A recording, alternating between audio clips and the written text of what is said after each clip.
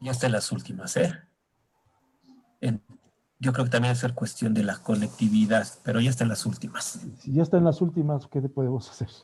Ya acabamos, ya acabamos. Gracias.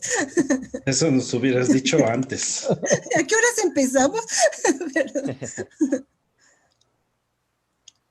A ver si me invitas más Muy seguido. Son bien. más cositas. Ya les mandé Muy por rápido. el chat por el chat ya les mandé la liga que va hacia el grupo, por los que quieran también utilizar ese medio. Pues ya, al parecer ya estamos en vivo. Sí, muchas Sí, gracias. ya estamos en vivo. Sí, ya. Perfecto, ya estamos en vivo. Entonces, pues nada, una primera bienvenida porque ya de los honores se encarga, de los honores formales se encarga el doctor Gabriel Álvarez. Yo nada más me corresponde algunas cuestiones técnicas de cómo funcionará la mesa el día de hoy. Pero si acaso unas palabras de bienvenida iniciales. Nuevamente muchas gracias, doctora Gómez, doctor Marco Antonio Jiménez, oiga, por estar acá con nosotros. Es realmente un honor tener a dos mastodontes de la pedagogía, oiga, que son referentes indiscutibles hoy, al menos en México, para quienes estamos interesados en la educación, lo pedagógico, la reflexión socioeducativa, ¿no? Muchísimas gracias. Y les pediría, si acaso unos segunditos que abriéramos el micrófono, pues para recibir con un fuerte aplauso, caray, a la doctora Gómez y al doctor Jiménez en esta mesa. Si no les interesa, si no les importa, un fuerte aplauso de bienvenida, oiga. En un día medio friolento, un caluroso aplauso, pues, ¿no? Y la dinámica de la mesa es la siguiente, brevemente la comento. La mesa de hoy va a concluir a las 6:30. Las ponencias serán de 20 minutos aproximadamente cada una. Se llevarán ambas ponencias de manera seguida, pues. Al terminar la presentación de ambos trabajos, se abrirán los micrófonos para intervenciones muy breves de nuestros asistentes. Les pediríamos que se animaran a plantear de viva voz sus comentarios o sus preguntas. Intervenciones no mayor a 2 minutos. Y después de este momento de intervenciones, de comentarios o preguntas, vendrían conclusiones para después finalmente el cierre. Entonces, dicho lo anterior, escuchamos al doctor Gabriel Álvarez, por favor, mi buen Gabo, Gracias, para Omar. ya que nos des los honores de comenzar esta mesa. Muchas gracias y bienvenidos, bienvenidas. Muchas gracias, Omar. ¿Sí me escuchan bien? Perfecto. Perfecto, muy bien. Muchísimas gracias, Omar. Y pues como ya comentó el maestro Omar, hoy pues nos complace, por supuesto, la presencia del doctor Marco Antonio Jiménez García de la FES Acatlán y la maestra Marcela Gómez Ollano de la Facultad de Filosofía y Letras. Y bueno, el grupo multidisciplinario de académicos Aragón les agradece a todos nuestros asistentes su presencia, su tiempo que nos brindan a este ciclo de mesas redondas en línea que se tituló Realidades y contextos en la educación mexicana. Esta es nuestra webinar número 6 y se titula Formación, Sujeto y Cultura. Van a tener nuestros invitados, sí, 15 minutos, máximo 20, como ya comentó el maestro Omar. Al resto de las personas que nos están honrando con su presencia, les pedimos que mantengan sus micrófonos cerrados, de manera que no se vicie el audio y podamos escuchar muy bien las participaciones de nuestros invitados. Y si tuvieran algún comentario, alguna pregunta por medio del chat, lo pueden ir allí redactando, de manera que pues consecuentemente nosotros lo podamos ver y bueno, en dado caso pues dar la palabra o leerlo para que nuestros invitados pues tomen nota. Y a continuación, bueno, el maestro Jorge Luis Paz nos va a hacer el favor de leer la semblanza de nuestros invitados. Y una vez más, pues agradecer la presencia de todos. Muchísimas gracias. Cedo la palabra. Sí, muchas gracias. Perdón tantito que interrumpa. Un detalle nada más, perdónenme si me pasaba. Para que se hagan acreedores a su constancia, les pido que en el chat de Zoom, de esta mesa, pongan nombre completo y correo electrónico, por favor. Perdón, Jorge. Ahora sí, adelante. Sí, muchas gracias. Buenas tardes. Voy a tratar de ser lo más breve porque, como bien sabemos, nuestros invitados son personas de una amplia trayectoria y bueno, pues sería imposible abarcar. Yo creo que nos llevaríamos la hora completa hablando de todo lo que han hecho en el campo de la pedagogía y en otros ámbitos de la sociología y de la filosofía. Bueno, voy a empezar con Marcela Gómez. Marcela Gómez Ollano estudió la licenciatura, la maestría y el doctorado en pedagogía por parte de la Facultad de Filosofía y Letras. Es profesora e investigadora de carrera titular de tiempo completo por la misma facultad. Sus campos de investigación son formación de sujetos de la educación en América Latina, teoría, epistemología y educación, alternativas pedagógicas y perspectiva de la educación, culturas juveniles y educación, saberes socialmente productivos, entre otros. Es coordinadora junto con la doctora Adriana Pulgros de la red de proyectos del Programa de Investigación y Formación, Alternativas Pedagógicas y Perspectiva Educativa en América Latina, APEAL. Es miembro de consejos editoriales, seminarios y comisiones por parte del DIES y Investap UNAM, del Consejo Mexicano de la Investigación Educativa COMIE y de la Academia de Filosofía y Teoría de la Educación. También es profesora invitada de un gran número de instituciones de educación media superior, tanto de México como en diversos países de Sudamérica. Ha participado como autora, coordinadora y cocoordinadora en diferentes publicaciones, junto con diversos investigadores e intelectuales de las ciencias humanas y sociales.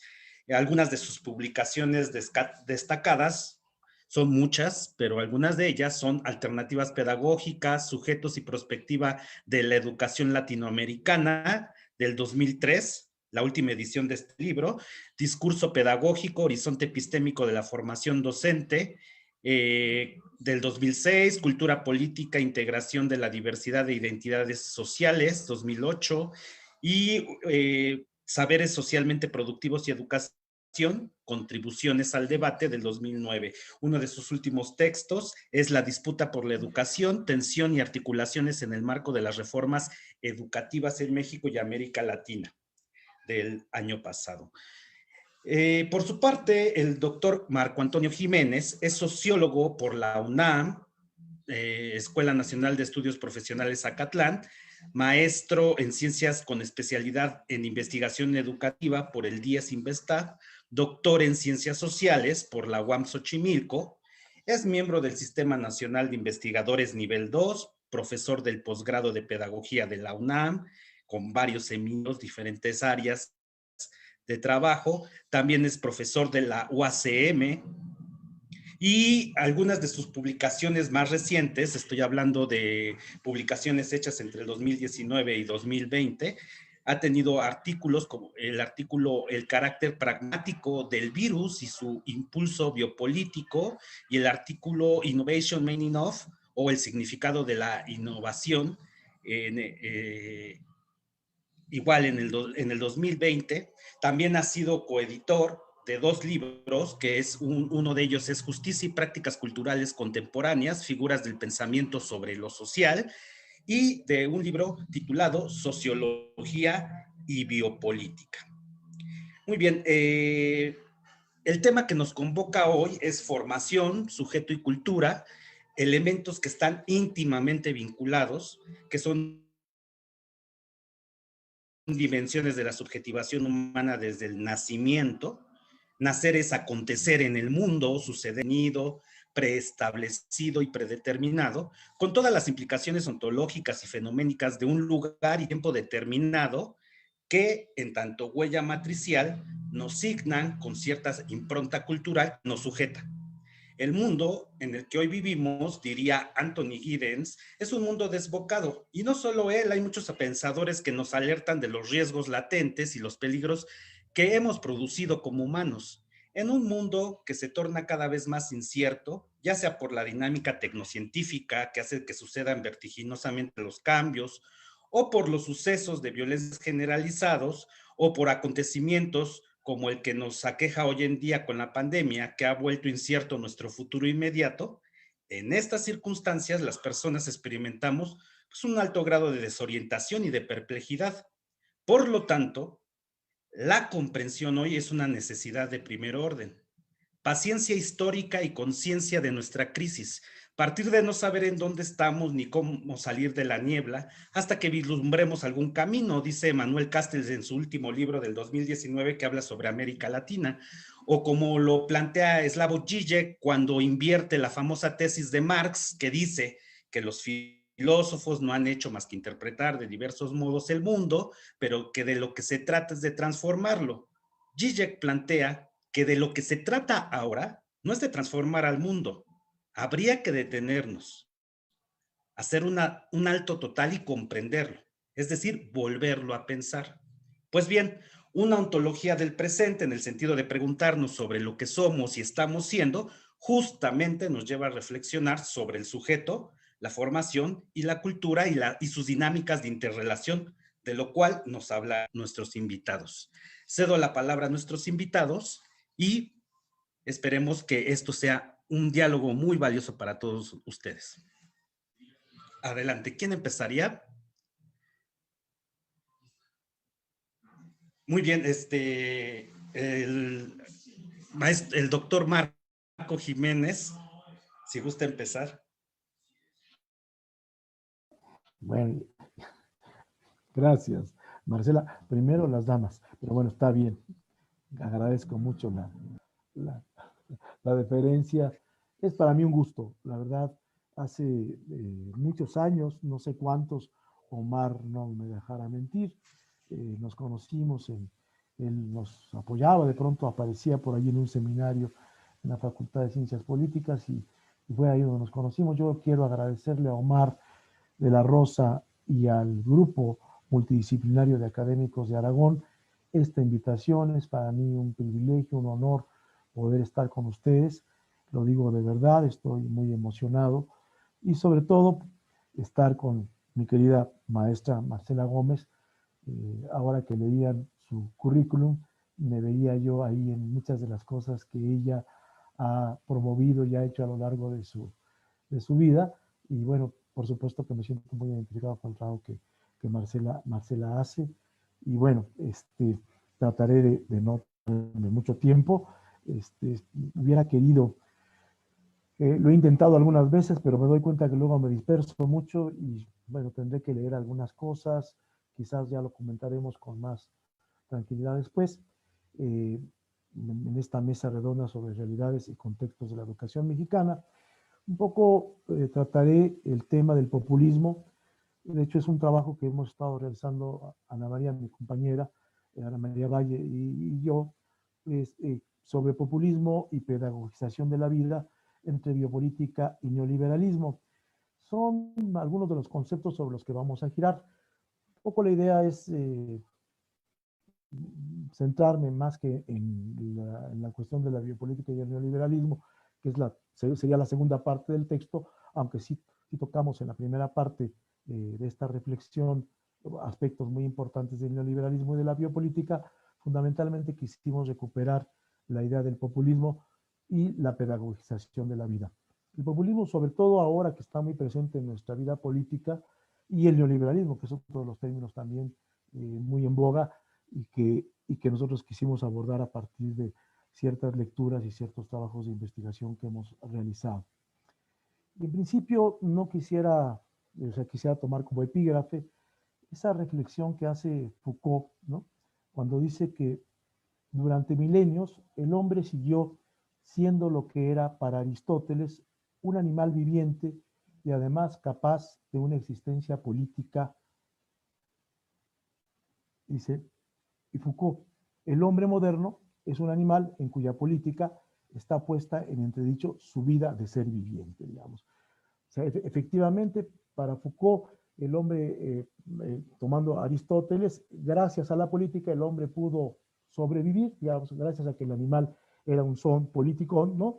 Logró poder convivir, y sin embargo, como Foucault lo plantea, no invirtiendo, sino recuperando esta idea aristotélica, la política actual está puesta en entredicho nuestra vida de seres vivientes. Un poco este es, digamos, el impulso, el motivo que hace que Foucault empiece en algunos textos, cosa curiosa, a hablar del tema de la biopolítica. Es curioso porque Foucault no desarrolla mucho este concepto, simplemente lo expresa en 3 o 4 textos. Realmente eso detonó después de su planteamiento toda una serie de reflexiones desde diferentes lugares. Como ustedes saben, Agamben tiene una producción vasta al respecto de la biopolítica, Espósito tiene otra producción, el propio Anthony Negri, Zizek, de algún modo, aunque no es, digamos, de los teóricos de la biopolítica, giran en torno a este concepto. Y bueno, es un concepto polisémico, con muchos significados. Para algunos la biopolítica es algo terrible, es algo que nos oprime, que nos explota, que nos mantiene reducidos a un control terrible. Para otros es todo lo contrario, digamos, es una forma es una manera de vivir en esta modernidad. En fin, no me quiero centrar en ese concepto. Como lo dije al principio, trataré de hablar sobre el populismo y la pedagogización de la vida, ¿no?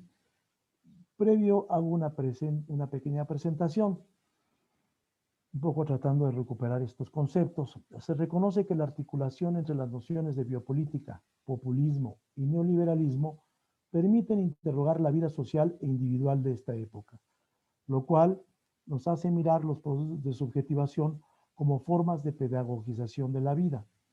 De algún modo, se podría decir que la biopolítica, como control de la vida biológica de las poblaciones, es la forma que el neoliberalismo adopta para ejercer sus relaciones de poder con respecto a la vida y, simultáneamente, es el modo en que la vida se relaciona con el poder. Por su parte, el populismo es una técnica de gobierno que permite al neoliberalismo regular las relaciones entre individuo y sociedad. La pedagogización de la vida es un conjunto de saberes y prácticas que conforman cierto tipo de relaciones de poder entre los sujetos. Hablar de los conceptos de biopolítica o populismo neoliberales pareciera un pleonasmo. Es verdad que el populismo no siempre ha sido neoliberal y que la biopolítica no solo se circunscribe al neoliberalismo, por lo que se insiste en que la intersección entre neoliberalismo, biopolítica y populismo es un impulso actual para analizar los procesos de subjetivación. De lo que se trata es de usar estas nociones para mirar cómo los sujetos se constituyen a través de ciertos procesos de pedagogización. Lo que aquí interesa es reconocer las prácticas pedagógicas como herramientas productoras de estilos de vida en la intersección entre neoliberalismo, populismo y biopolítica. Se considera que la pedagogización de la vida no es un problema que remite a la conciencia de los sujetos, ni tampoco que son las condiciones materiales las que dictaminan o dictan en última instancia la conducta de los individuos. Todo lo contrario, y cito a Foucault, las prácticas sociales, abro cita, pueden llegar a engendrar dominios de saber que no solo hacen que aparezcan nuevos objetos, conceptos y técnicas, sino que hacen nacer además formas totalmente nuevas de sujetos y sujetos de conocimiento. Las prácticas, lo que Foucault llama prácticas sociales. No es en ese viejo estilo marxista, que son las condiciones materiales de producción, las que determinan la conciencia de los... No, son las prácticas sociales. Aquí hay una diferencia importante en lo que plantea Foucault. Es uno de los conceptos de las prácticas discursivas o las llamadas prácticas sociales. Bueno, con esta pequeña introducción doy paso ahora sí a lo que será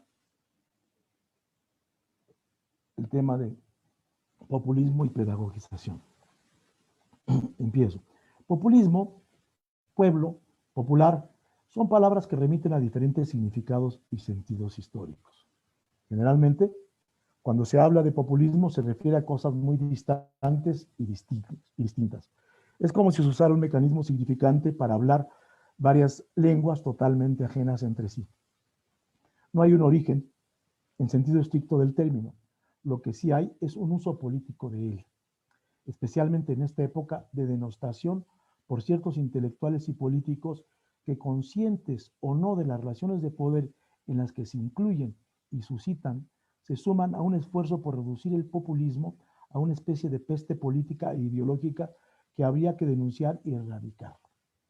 En las redes sociales, en medios periodísticos, políticos e intelectuales, la noción remite a formas alienantes de control social, de subordinación, sometimiento, manipulación y engaño, de liderazgo carismático o profético, que se deshace de las instituciones para terminar imponiendo un único punto de vista político y social que atenta en contra de los procesos democráticos, el libre mercado, la vida institucional, la paz y la armonía.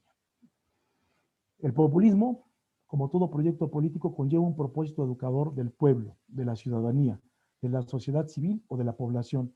Es un conjunto de estrategias para desarrollar planes y programas educativos que rebasan en mucho lo escolarizado, la formalidad institucional y que despliegan ampliamente en la sociedad y que se despliegan ampliamente en la sociedad como formas de pedagogización que son consideradas por sus críticos como recursos ideológicos de adiestramiento e instrucción con fines de manipulación política y explotación económica.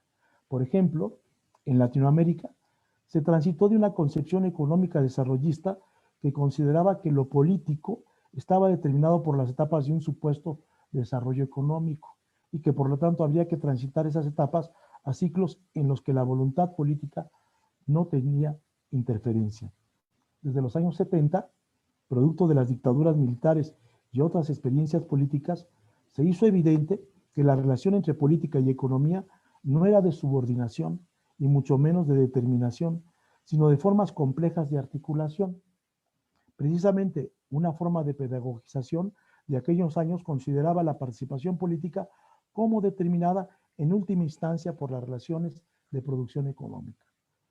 Todo desde lo social hasta lo individual era resultado de los modos de producción. Otros más consideran el populismo como un legado histórico propio de las fuerzas revolucionarias socialistas o progresistas, especialmente en Latinoamérica.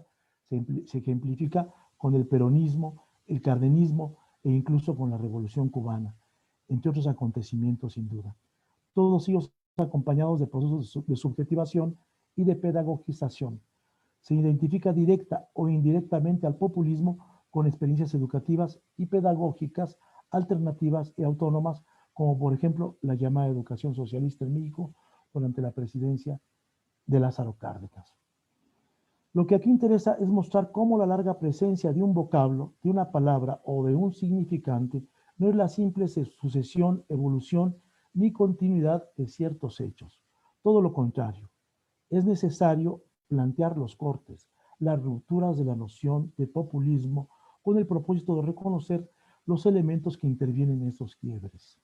Lo que aquí se busca revelar es la profunda interacción e intercambio que existe entre las experiencias prácticas del populismo y del neoliberalismo, a fin de destacar los procesos de pedagogización que esta articulación genera.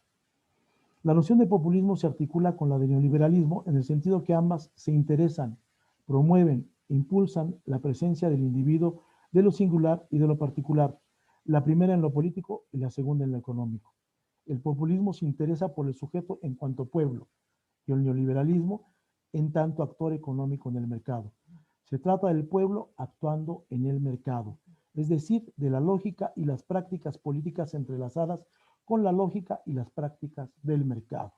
Por lo que es importante considerar que el neoliberalismo, como una forma de mercado, no es o ha sido algo impuesto por afuera por un enemigo poderoso que pretende derrotar formas económicas distintas, sino todo lo contrario. El neoliberalismo es una forma de la economía capitalista del mercado actual que ha tenido diferentes presentaciones y momentos históricos, y que efectivamente, como resultado de luchas y confrontaciones de poder, ha desplazado formas de gobierno y economías distintas, entre otras al propio liberalismo decimonónico y a las llamadas economías socialistas de la mitad del siglo pasado.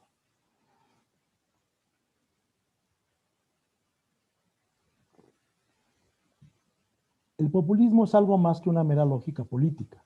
Es un conjunto de prácticas políticas que incluyen cierta lógica. Se trata de prácticas políticas que siguen ciertas reglas. Dichas prácticas suelen encontrar equivalentes con las dinámicas mercantiles. El populismo y el neoliberalismo actuales han coincidido de manera semejante a como lo hiciera la ética protestante y el espíritu del capitalismo en un momento histórico. Su articulación, como en un engranaje, como en un embrague, posibilita los flujos y mecanismos del mercado. Esto a pesar de que algunos consideran que el populismo es lo contrario, el principal enemigo del neoliberalismo. El populismo es la fragua, el pivote o el laboratorio político donde confluyen la ética biopolítica y el mercado neoliberal. El populismo es una forma política que rechaza, en principio, la concepción de que la política obedece a las élites, a los grupos dirigentes y gobernantes y a los empresarios o intelectuales. Pero al mismo tiempo, esta concepción de populismo que aquí se presenta reconoce que el pueblo tampoco es una instancia social específica, un grupo o clase social que habita en un determinado territorio, en ciertas condiciones de existencia espiritual y material, el campesinado, el proletariado, los pobres, los asalariados, los desempleados, las clases bajas o ciertas clases medias. Para esta concepción del populismo que aquí se plantea, el pueblo implica relaciones de poder, cierto tipo de interacciones sociales e intercambios, donde se incluyen demandas y prácticas sociales ajenas a las formas políticas tradicionales. El pueblo y lo popular es lo disruptivo, lo que disloca la política. Por eso el populismo es como una especie de lenguaje perdido que articula intereses ajenos a los predominantes, sea para bien o para mal. Entre sujetos muy diferentes, por ejemplo, una demanda popular puede ser el cuidado del medio ambiente, los derechos humanos, los derechos de la mujer. Se puede ser terrateniente rico o campesino pobre, víctima o victimario, mujer rica o pobre, y sin embargo el ambiente, lo humano y la mujer aparecen como centralidades que articulan diferentes demandas. La del criminal, que al igual que la víctima reclama por sus derechos humanos, el campesino pobre y el terrateniente por la preservación del ambiente, o la mujer rica y la pobre por el respeto de su condición de género. La lógica política, las prácticas políticas de unos y otros se articulan y aunque puedan ser contrarias o antagónicas, una característica primordial de dichas prácticas en la actualidad es su vínculo con el mercado. Por supuesto, cada quien según sus posibilidades y necesidades. Lo que queda abierto son relaciones de poder que se articulan a demandas específicas, ya sea que la mujer rica constituya una empresa y promueva productos de lujo y que la mujer pobre venda dulces en la calle, ambas están sujetas a esta lógica y prácticas políticas del mercado neoliberal. De ello dependen sus vidas. Las prácticas políticas populistas magnetizan los valores que los individuos le atribuyen a las cosas y a las relaciones que tienen entre sí y consigo mismos. Fundamentalmente en el neoliberalismo, una de las prácticas de gobierno principales es la que uno hace de sí mismo. Con ello no se desconoce que existan formas de control externas, formas de gobierno ajenas al sujeto mismo. Pero es fundamental reconocer que el neoliberalismo, el control que los sujetos ejercen sobre sí mismos, es la forma principal de gobierno. Sin duda, las formas de pedagogización están íntimamente relacionadas con las nociones de capital humano, incluso la llamada violencia simbólica. Pensar que la pedagogización populista neoliberal es producto de un plan elaborado en alguna oficina central y que como una correa de transmisión reproduce los intereses perversos de un grupo para someter a la población puede ser un ejercicio un tanto ocioso. Es verdad que hay grupos políticos, económicos y criminales que se benefician de otros mediante la explotación y el sometimiento, pero aún estos grupos se encuentran profundamente sometidos a las lógicas del mercado. El populismo no puede ser considerado como una práctica política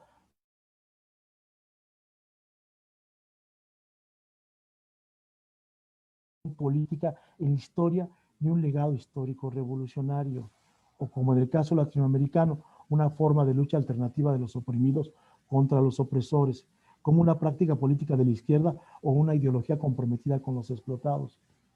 El populismo de hoy pone de manifiesto que la política no es un quehacer desprovisto de negatividad y destrucción y que ningún propósito teórico con buenas intenciones o un proyecto filosófico liberador quedan exentos de los efectos sociales negativos. Ninguno, compañeros, ninguno. Ni el que yo quiera, ni el que yo desee. Todos esos proyectos políticos están sometidos a esta dinámica. No están los salvadores que nos van a venir a salvar. Como doctor Marco, perdón, 5 minutos, por favor, si es tan generoso. Me apuro. Sí. Como señala Laclau, retomando a Rancière, sobre el desencuentro entre filosofía política, cito, como señala Laclau, retomando a Rancière, sobre el desencuentro entre filosofía política y la política, la primera no es una discusión teórica sobre la segunda, sino un intento por neutralizar sus efectos sociales negativos. El pueblo es una relación, es un conjunto de interacciones e intercambios, es aquello anónimo, divergente, extraño, que para bien o para mal, recuerdes el fascismo, el totalitarismo soviético, la revolución cultural china, el Khmer rojo de Camboya, Producen prácticas políticas que violentan el statu quo del quehacer político. Lo tensan, a veces hasta dislocarlo, romperlo, y generan formas distintas de subjetivación. El populismo y el neoliberalismo coinciden en una lógica, en una ética y en unas prácticas de inclusión. Para la política populista, como para el mercado neoliberal, la principal cuestión es la inclusión del pueblo y de la población, ya sea en la lucha política o en el juego del mercado. En los asuntos políticos como demandas sociales y derechos, es por eso que la inclusión va asociada a la llamada visibilización de los conflictos sociales. Asimismo, la vinculación jurídica de estos. Quizás es en este punto donde se localiza una debilidad del populismo, puesto que ver y formalizar jurídicamente representa de muchos modos paralizar, detener el flujo de la lucha y de la participación social. Las demandas, las prácticas políticas populistas se convierten en asunto de las redes, de los medios, del periodismo y al mismo tiempo en asunto de juzgados, por así decirlo, del mercado mediático, de las redes y del negocio jurídico. Ya concluyo. Es cierto que la educación y la política son dos actividades irresolubles, ¿no? Eso lo decía Freud. Es decir, que no conducen a una plenitud, a un acabamiento absoluto. Todo lo contrario, es una tarea de Sísifo. La imposibilidad de certeza o de éxito de las políticas populistas, su falla permanente, sean de izquierda o de derecha, pretendan lo que pretendan, no representa un defecto de esas prácticas, o en todo caso, es en sus defectos, en su ineluctabilidad, donde radica su fortaleza, su dinamismo y por tanto su necesaria articulación al mercado, lo cual no es una decisión racional de los individuos, sino representa la posibilidad de intercambio en lo social y en última instancia de garantía de la propia vida. No se trata de una necesidad natural, sino de una posibilidad que produce formas distintas de subjetivación, de prácticas culturales y de pedagogización que permiten preservar, promover, impulsar y garantizar la vida aún a pesar de la propia vida. Es aquí donde los procesos de subjetivación entre populismo y neoliberalismo pueden ser interpretados como formas particulares de pedagogización. Por ejemplo, si en algo la sociedad actual ha sido formada y subjetivada, es en el reconocimiento absoluto a la democracia, a los derechos humanos, al respeto al medio ambiente y al valor supremo de la tecnología junto con sus dispositivos. Representa para que sea posible lo social. Pensar que cualquiera de estas prácticas de pedagogización son absolutas, inamovibles, irrevocables y perniciosas, que obedecen al mandato exclusivo de una clase económica, de una ideología política y que de antemano hay que rechazarlas o combatirlas políticamente, es tanto como asumir que todas estas formas de subjetivación son relativas, modificables, revocables y benéficas, y que todo depende de una buena voluntad o de acuerdos racionales para que esto sea posible. Ambas posturas obstaculizan pensar, es decir, dirigir el pensamiento a otra cosa. En otras palabras, pensar en el populismo siempre conlleva pensar otra cosa de este, implica engendrar cosas distintas de relación política, social, económica y cultural. Muchas gracias. Muchísimas gracias, doctor Marco Antonio. Y ahora le cedemos la palabra a la maestra Marcela Gómez. Igual tiene 15 minutos. Cuando 15 a 20 minutos, perdón, cuando le falten 5 minutos, yo le aviso aquí por el audio de nuestra plataforma. Y adelante, maestra. Muchas gracias. Está cerrado su micrófono, maestra. Ese tiempo no contó, por favor. Muy buenas tardes. Y bueno, yo para inscribir un registro inicial en esta planicie del Zoom, y busqué la palabra planicie y tiene que ver con plano también. Entonces el mundo se ha vuelto plano, y habría que pensarlo pedagógicamente. Quiero reiterar mi agradecimiento, y digo reiterar porque se lo he manifestado al profesor Omar y ahora a los doctores Gabriel, Jorge y al grupo que han conformado el grupo multidisciplinario de académicos de la FES Aragón, y bueno, el dinamismo, la convocatoria, inscrito en el orden del debate, del intercambio, de la formación, hace de los referentes colectivos una base en donde la cuestión pedagógica se inscribe de manera particular, esperando sobre todo que estén bien y sobre esta dimensión, no perder de vista que el cuidado del otro es también el cuidado de uno mismo. Entonces, quiero agradecer la gentileza, la emoción. El profesor Omar ha sido muy empático en la convocatoria y muy sensible a las necesidades. Y ni qué decirles en las cuestiones que el doctor Marco Antonio Jiménez, con su obra, su inteligencia, su dominio de los saberes, porque es un erudito, ¿no? Cita la página, el párrafo y todo, y eso yo lo admiro mucho, porque esa parte a mí la verdad no se me da. Entonces cada vez que escucho a Marco, pues me llevo notas, me llevo tareas, me llevo un montón de aspectos, y yo ya llevo también mi tarea, ya fui haciendo mis notas para seguir la base que él construye. Entonces, muchísimas gracias. Es una palabra que no hay que dejar como parte del ritual, sino hacerla jugar en el sentido de la hospitalidad, ¿no? De la hospitalidad, de lo que convoca en nuestro quehacer educativo y pedagógico. Y yo quiero nada más inscribir a manera de inicio, y al igual que el doctor Marco Antonio, integré un texto justo para que pueda articularse las ideas y que, bueno, no dispersar, ¿verdad? Aunque la dispersión siempre está presente y es parte del ejercicio de razonamiento también, pues es un ejercicio, porque depende del interlocutor y en ese marco de las preguntas y el diálogo que se puede abrir y el debate, ¿no? Como ustedes bien lo dicen, porque el debate es formativo también. Yo quiero trabajar las 3 ejes como un campo problemático a partir de 2 preguntas. En ese sentido, lo que aquí trabajo no son definiciones o cuestiones esencialistas, sino lógicas de articulación específicas, trabajadas desde 3 dimensiones o registro.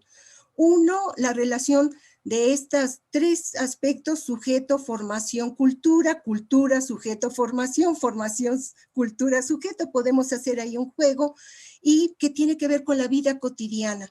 Y en ese sentido, la lógica de los micro y los macro dinamismos sociales, porque ahí hay una magma de significaciones. ¿Cómo se conceptualiza? Pues hay un debate, pero me parece que ahí hay un entramado denso, complejo, que articula esta cuestión. La otra, que tiene que ver con el vínculo pedagógico y el lazo social. Y tomo ahí esta cuestión de la presencia, del presente, de la presencialidad como una dimensión, yo ahí sí diría constitutiva del quehacer pedagógico, y abramos el debate, disputemos la escena, pero no la dejemos al Zoom solamente, sí, eso.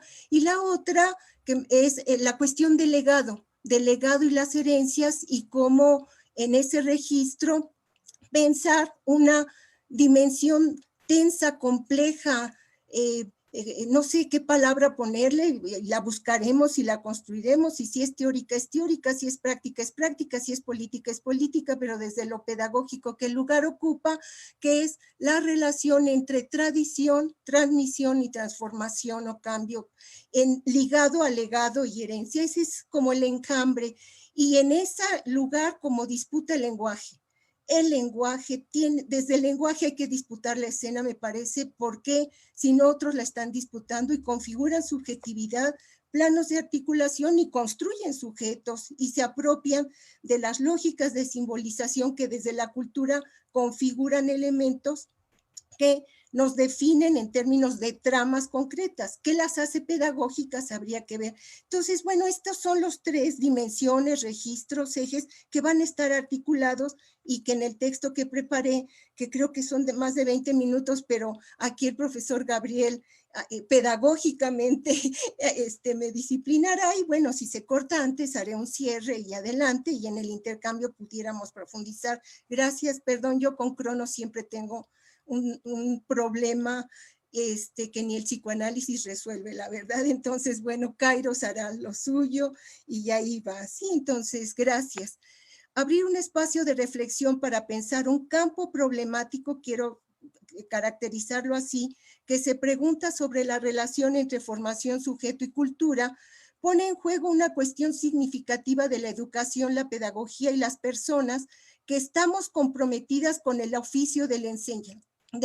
Yo desde ahí hablo, o sea, del enseñar no podemos ni debemos dejar de lado, y es que lo que se interroga sobre qué hace posible y cómo se construye cotidianamente nuestro vínculo con lo social, con las instituciones, con el otro, en una palabra, con la vida misma. ¿Qué desafíos se enfrentan los educadores y pedagogos ante las exigencias del tiempo presente para que el encuentro entre las generaciones sea posible de cara a los tiempos de la compleja época que nos toca vivir? Sobre todo si consideramos el impacto cultural y educativo que tiene el desplazamiento de la palabra por la imagen, con lo que esto implica en las formas de pensamiento, en la constitución de la subjetividad, en los alcances y límites del conocimiento y del tipo de vínculos que los sujetos construyen con su entorno, con la naturaleza, con los otros y con el saber.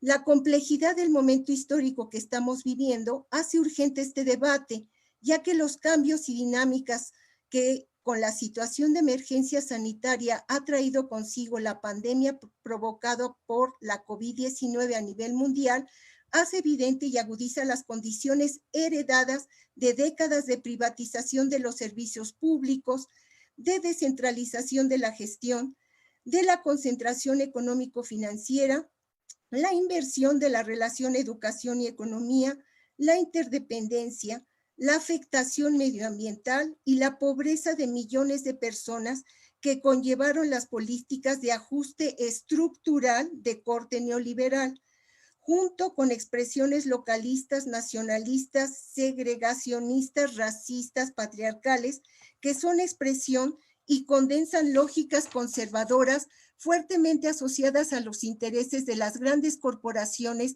que hoy dominan a nivel mundial y regional, lo que conlleva una dificultad para entrar en contacto con las herencias, ya que la fuerza disolvente del neoliberalismo pedagógico radica en que afecta tanto las condiciones materiales como las simbólicas en las que se produce la relación entre los sujetos de la educación y la cultura.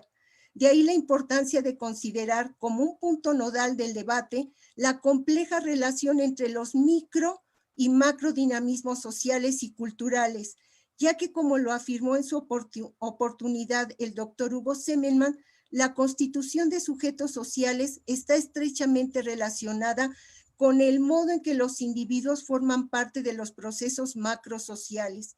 Se debe considerar por ello el plano de la vida cotidiana en el que se desenvuelven los hombres, mujeres, los niños, las niñas, los adolescentes, las y los jóvenes, y preguntarnos acerca del papel que ésta cumple, o sea, la vida cotidiana en el desarrollo de dichos procesos, ya que es en la cotidianeidad donde se entretejen códigos, valores y estrategias que se relacionan con diferentes proyectos de vida, los cuales se constituyen como estilos rutinarios o contienen soluciones alternativas. En la cotidianeidad de los espacios sociales, institucionales, comunitarios, territoriales, virtuales y o familiares, se configuran las condiciones de posibilidad para la gestación de proyectos nuevos, pero es también donde los elementos inerciales y rutinarios dificultan la posibilidad de construcción de sentidos, impidiendo que el sujeto vea más allá de aquello que lo determina, lo que tiene incidencia en las dinámicas en las que se forman y constituyen los sujetos de la educación. Las posibilidades de respuesta se bloquean frente a las dinámicas de la vida que la vida cotidiana impone, creando parámetros a los marcos referenciales desde los cuales el individuo se relaciona con el mundo a través de aquello internalizado como verdad, puede constituirse en sentido común también.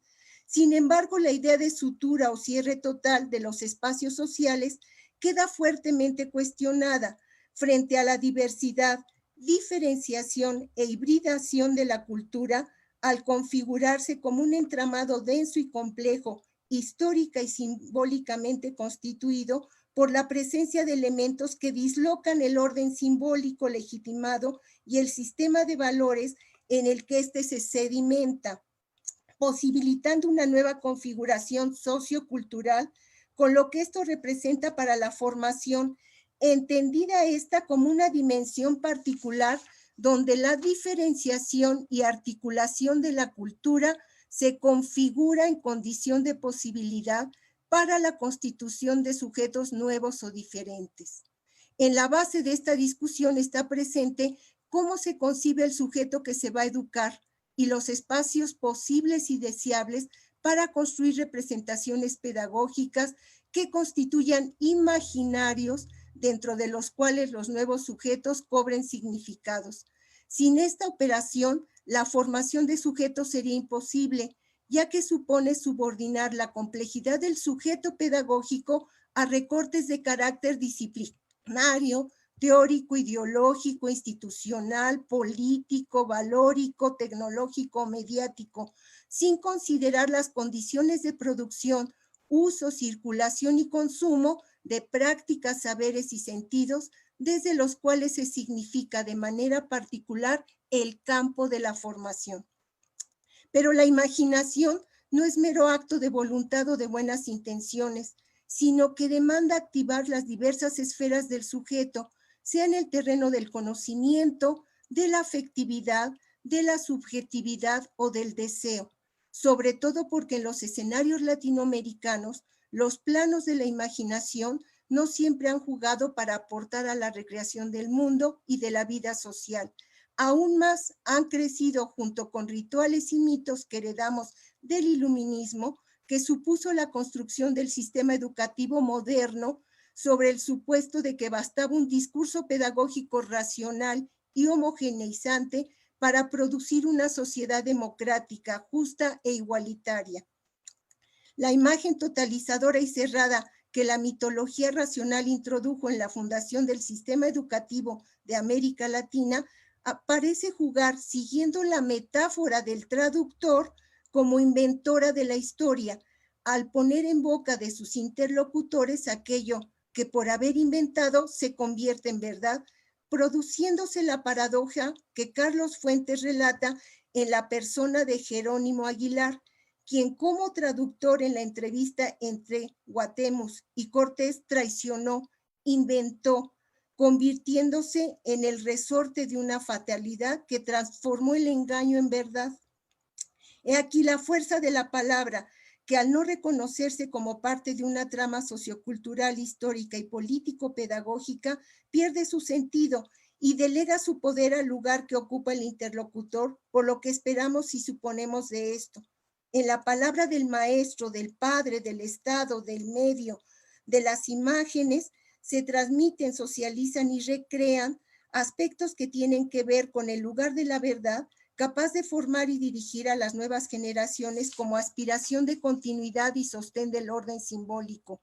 Pero es aquí precisamente donde radica la complejidad, ya que la aspiración homogeneizante y totalizadora de la palabra hecha mito se fractura cotidianamente frente al reclamo de las y los jóvenes, de los indígenas y afrodescendientes, de las mujeres, de los migrantes, de las infancias vulneradas, de los movimientos sociales, quienes mediante sus demandas, de sus preguntas, de sus rituales y sus formas de presentarse ante la sociedad, fracturan, dislocan, fragmentan cotidianamente ese engaño que se presenta como verdad. Al interrogarse, interrogan a la sociedad, al educador, poniendo en entredicho las estadísticas, los contenidos, las promesas de completud, las evaluaciones y valoraciones halagüeñas que un mercado plagado de promesas no registra, no reconoce, invisibiliza o niega, y es más, no alcanza o no, o ni siquiera se arriesgan a imaginar. Baste recordar como ejemplo las preguntas abiertas que los indígenas chapanecos dejaron el 18 de enero de 1994 ante la opinión pública como evidencia escrita de las desigualdades, la pobreza e injusticia que millones de mexicanos se enfrentan para atender situaciones mínimas de sobrevivencia que se agudizan día a día frente al cierre de opciones laborales, educativas, alimenticias, productivas, sanitarias, y que con la pandemia se han profundizado y hecho visibles. Por ello, pensar a la educación en su relación con la historia y la cultura permite interrogarnos sobre qué tanto lo que heredamos queda como huella de inscripción en los intersticios por los que el mundo simbólico e imaginario circula, recrea y transforma en la vida cotidiana, con las inercias y sorpresas que la caracterizan, porque algo se juega en la transmisión y pone en riesgo la vida. Por eso es necesario conjugar en la medida de lo posible la decepción. La manera de hacerlo es cuestionar con honestidad aquello que se quiere transmitir y en un acto de veracidad dar algo que provoque menos ilusión de fortaleza, pero más confianza y coraje. Una multiplicidad de posibilidades analíticas y teóricas se abren en este proceso para hacer visibles las tramas densas y complejas de sentido que se configuran en este caleidoscopio en el que el encuentro con los otros deja inscritas las genealogías familiares, sociales e históricas en las que la subjetividad y las condiciones concretas de vida de los actores participantes de un determinado proceso de formación se articulan de manera compleja e inédita para hacer del legado una base como huella, una base que como huella pueda tener incidencia en la construcción de proyectos en los que los sujetos se reconozcan y los potencien. Las generaciones no han sido ajenas a este registro subjetivo y simbólico, que junto con los cambios que las acompañan para tomar distancia de las herencias, despliegan formas de organización e identificación particulares y en algunos casos diferentes y antagónicas a aquellas que heredaron, a pesar de que como fantasmas circulan en las tradiciones, en los lenguajes, así como en ciertas formas de organización y producción de los bienes materiales, simbólicos y materiales que hacen posible la subsistencia de las personas, las familias y las comunidades. América Latina no es ajena a dicha dimensión, fuertemente marcada por el encuentro entre culturas ancestrales y aquellas que se configuran al calor de lógicas que las narrativas colonizadoras han inscrito en las sociedades en nombre del progreso, la modernidad, el desarrollo, la civilización, que asociada a la racionalidad científico-tecnológica desdibuja, ignora o deja de lado los saberes y las experiencias que las propias comunidades han desplegado a lo largo de su historia ancestral para resguardar los bienes culturales que en sus tradiciones ocupan un lugar central. En este contexto, las dimensiones de la experiencia y del saber adquieren relevancia y pertinencia histórica y pedagógica.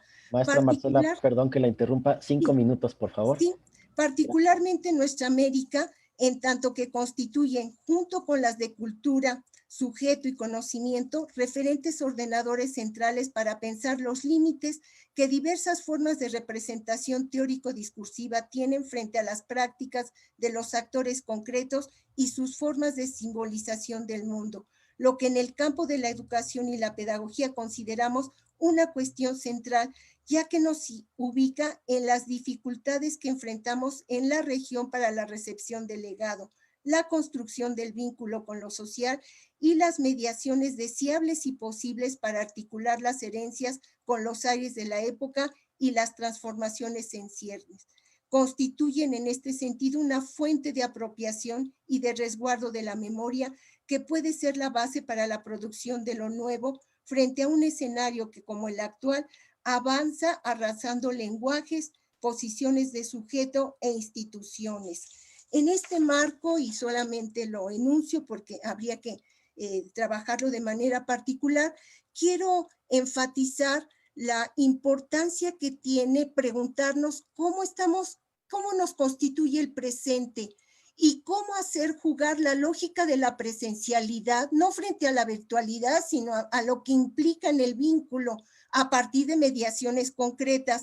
Y aquí me resuena cuando el maestro Omar me convocó y recordaba al doctor Semmelman, cuando él siempre interpelaba y decía, ¿cómo está usted presente en lo que hace?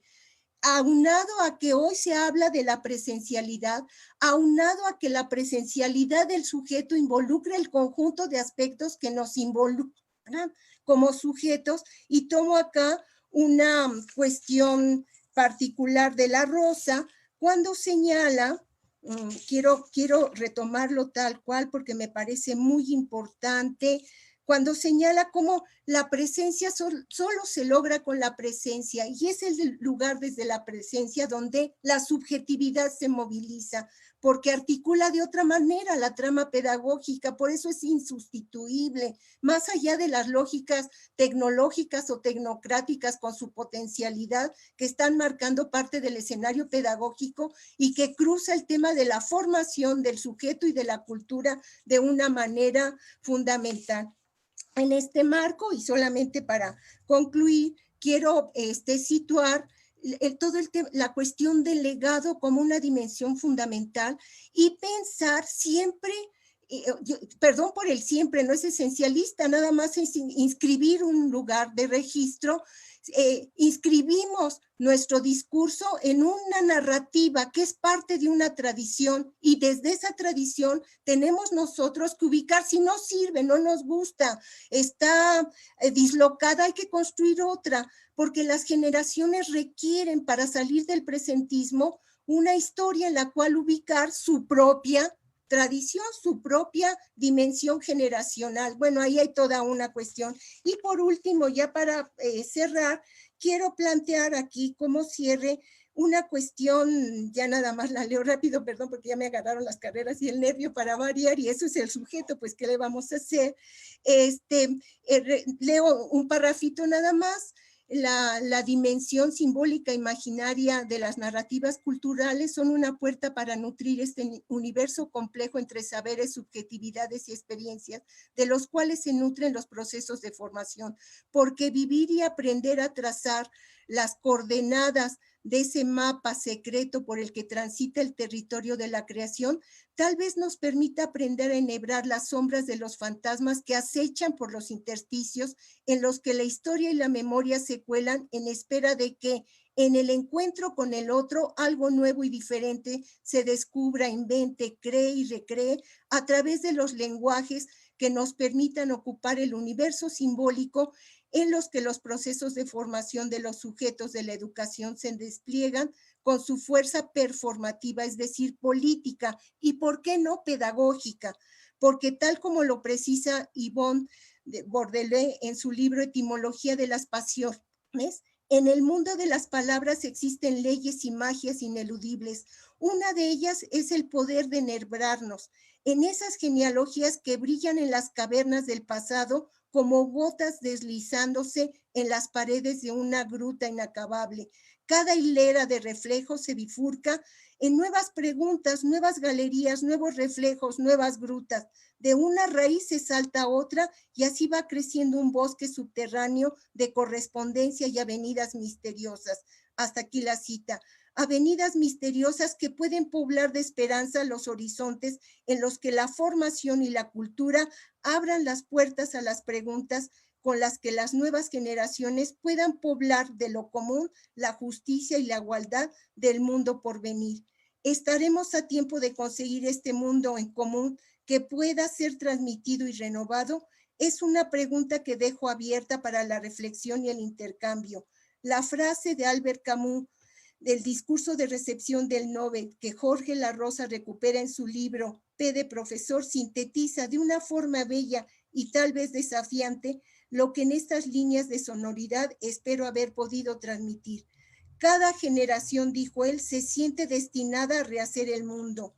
La mía, sentenció en 1957 el autor del extranjero, sabe que no podrá hacerlo, pero su tarea es tal vez mayor. Consiste en impedir que el mundo se deshaga. Creo que mi generación también ha intentado y está intentando dar la batalla para que así sea. No tengo la certeza de que lo logremos, pero sí de que como educadores y educadoras no podemos dejarnos vencer por los derroteros de la desesperanza. Gracias y bueno, queda abierta la reflexión y otras cuestiones que ya solo dejé como en la sonoridad del gesto. Gracias por su gentileza y abramos desde la palabra el ejercicio de la reflexión. Gracias. Muchísimas gracias, maestra Marcela, doctor Marco Antonio. Y como sucede en las conferencias, en las ponencias presenciales, luego de que terminan nuestros invitados de hacer sus respectivos discursos, pues pasamos a una ronda de preguntas y respuestas. Y aquí en el chat, bueno, ya tenemos algunas personas que nos están formulando preguntas. Le vamos a pedir, por favor, a la maestra Ana, si está por aquí, por favor, Ana Luz, si nos hace el favor de abrir su Sí, micrófono. buenas tardes. Buenas tardes, maestra Ana. Pues una felicitación a la maestra Marcela, realmente es maravillosa. Yo solamente de todo lo que ella va diciendo, yo me quedé con la parte de la importancia de la presencialidad en esta parte en esta situación actual en la que estamos todos guardados, en que los niños tienen pocas oportunidades de interactuar con otros niños. Y entonces ante esto, pues yo sí me pregunto qué va a pasar cuando termine esto. O sea, yo hacía la analogía con lo que el doctor Reuben Feuerstein hacía después de la guerra, rehabilitar en muchas habilidades que quedan reducidas en estos contextos. No sé la doctora, qué tenga que decir, y un gran abrazo a ella. Gracias. Muchas gracias. Maestra Marcela, maestro Marco Antonio, si están de acuerdo, primero las preguntas que se formulen y ya luego pasamos con ustedes. La compañera, la maestra Jose López también tiene otra pregunta, si es tan generosa de, por favor, abrirnos su micrófono para que la formule, si es tan amable. La maestra Jose estará por aquí. Sí, aquí estoy. Hola, muy buenas tardes. Bienvenida. A todos. Es una pregunta enfocada más que nada en esta situación de reconociendo aquellas complejidades de las que estamos dándonos cuenta, vaya, en las que están involucrados los sujetos activos en la educación. ¿Cuál sería entonces la mejor manera o la ruta metodológica para poder dar entendimiento de que la formación es compleja? O sea, ¿cuál sería una metodología apta para denotar esta complejidad en la misma formación de los sujetos? Sería todo. Muchísimas gracias, maestra Jose. Y tenemos otra pregunta de otra maestra Ana, aunque les soy honesto, se me perdió su apellido. Está otra maestra Ana por aquí que tiene una pregunta. Si Ana María Valle. Ana María Valle, tiene razón. Perdón, Omar, tuvo que salirse de la reunión porque tiene una reunión con el director de la facultad y como es funcionaria, me dice que les ofrezca disculpas. Ya. Sí, pero ahí está la pregunta, si alguien quiere leerla. Pues. Yo la leo. Dice, ¿cómo se presenta la transmisión, tradición y transformación en la lógica neoliberal y biopolítica? Eso va para los dos ponentes, y a mí me gustaría agregar, a propósito de lo que comentaba Marcela, de esta cuestión, este prejuicio de los ilustrados contra la tradición, ¿no? Y también traer aquí a colación esta frase de Durkheim sobre la transmisión, o bueno, la educación como ese influjo de las generaciones adultas sobre las generaciones más jóvenes.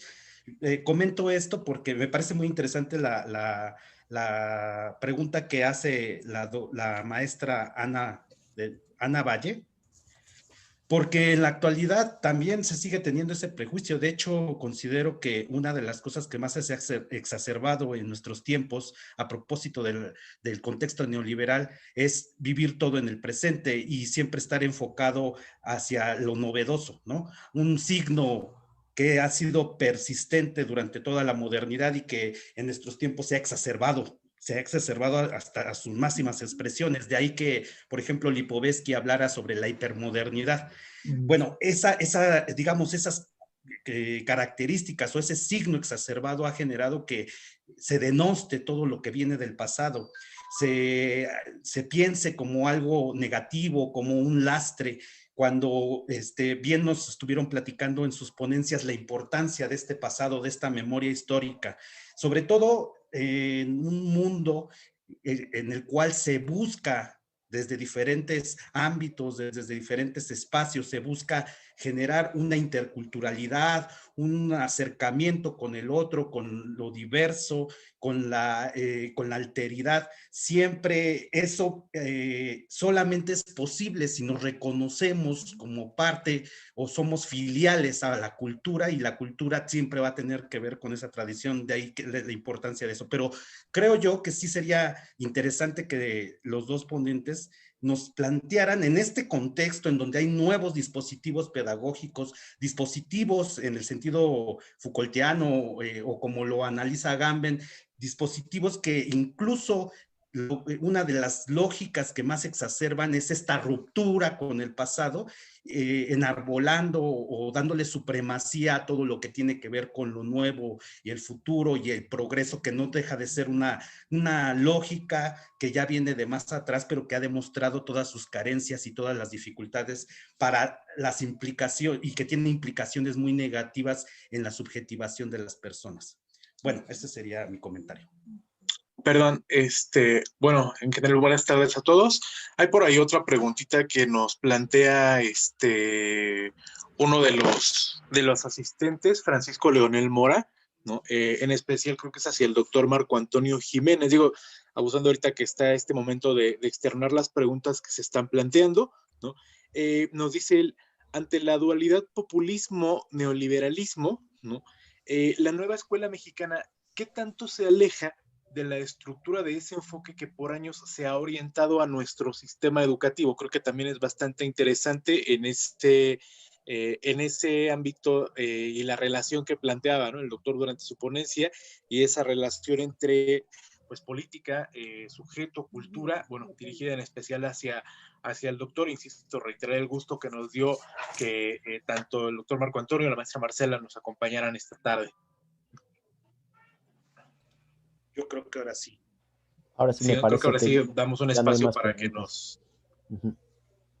Sí, ya no hay más preguntas, entonces, pues quien quiera tomar la palabra primero, ya sea la maestra Marcela o el maestro Marco Antonio, o si el maestro Marco Antonio, igual como lo señalaba al principio, primero las damas, pudiéramos tal vez con la maestra Marcela, o como ustedes decidan, ¿eh? Marce. Adelante, maestra Pero Marcela. ese es más un diálogo, entonces claro. Yo creo que el desmutar, como dicen ahora, o sea, le hace quitar el micrófono, pues es parte de no solo del ejercicio, sino del derecho a tomar la palabra, ¿verdad? Entonces, en diálogo con Marco, con ustedes, primero, muy agradecidos por la atención, yo en lo particular interpelada por la convocatoria, y tomo la primera cuestión de la profesora Ana Luz Flores. Sí, toda la cuestión de la presencialidad, me parece que es una dimensión pedagógica que hay que discutir, que hay que disputar, que hay que instalar en la agenda pedagógica, y no nada más decir la educación virtual o la educación presencial. Hay que deconstruir esa lógica antagónica de diferenciación y de si es uno o el otro. Y quiero tomar la cuestión de la presencialidad, uno, por lo que me interpela en términos pedagógicos, recordé 3 aspectos, 3 registros, y ahí entonces ya preciso el qué hacer, ¿no? Uno, esta interpelación del doctor Semmelman, ¿cómo está usted presente en lo que hace? Está bien los autores, está bien la teoría, está bien las citas, pero usted ¿cómo está presente en eso? ¿Qué le permite pensar? ¿Y qué potencia de su propia condición de sujeto? O sea, ¿Foucault nos potencia en algo, en nuestra condición de sujeto, o se potencia la teoría en sí misma? Está muy bien, pero yo creo que ahí tenemos una dimensión pedagógica, porque en el aula lo que hacemos es articular desde Foucault cuestiones que permitan pensar en una contemporaneidad, en un ejercicio, en una interlocución. Me parece que ahí hay un plano, pero quiero tomar 3 registros más.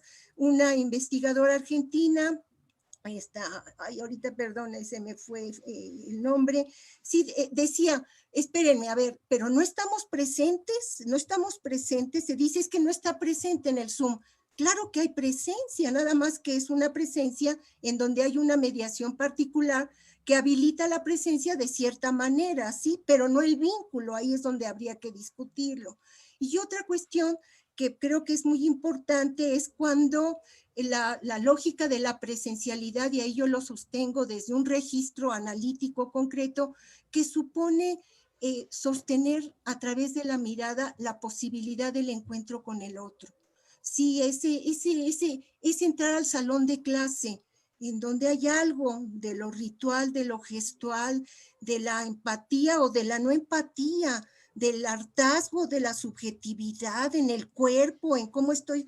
Todo eso es un registro fundamental que a lo mejor ahí va a haber otros lenguajes, yo no me cierro, pero quiero que me lo aclaren los que están ya diciendo si esto se puede llamar pedagógicamente articulador del vínculo o no, pero yo lo que me parece que hay es una cuestión que en este momento maestros, padres de familia, instituciones, investigadores tendríamos que ver, porque la maestra hace una pregunta muy importante, que es, y ahora que esto se reconfigure, ¿qué es lo que viene? Y lo que viene es que tenemos que recibir con toda amorosidad, con toda hospitalidad, con todo gesto de acogimiento al otro, al niño, a la niña, al joven, y me parece que el gesto habla, el gesto, sí está claro, y habilitar la institución,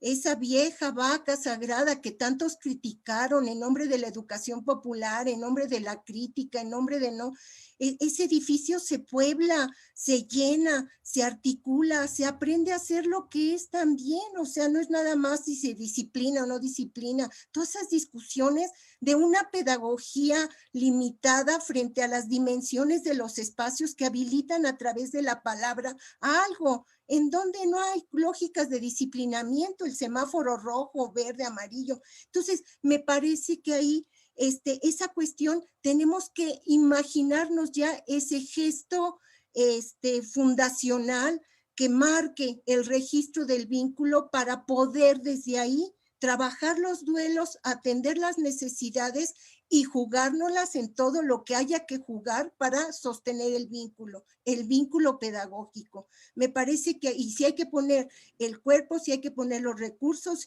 si hay que rehabilitar los espacios, si hay que sacar la escoba y limpiar, si hay que regalar cubrebocas, yo qué sé, pero eso, y necesitamos desde ahí poblar, repoblar. Entonces, yo esa escena me la quiero imaginar y quisiera que colectivamente abonáramos en ese sentido. Y tomo lo de la rosa que ya no pude, porque él tiene en su libro, habla de la presencia, dice, la batalla por la presencia es una batalla contra la indiferencia.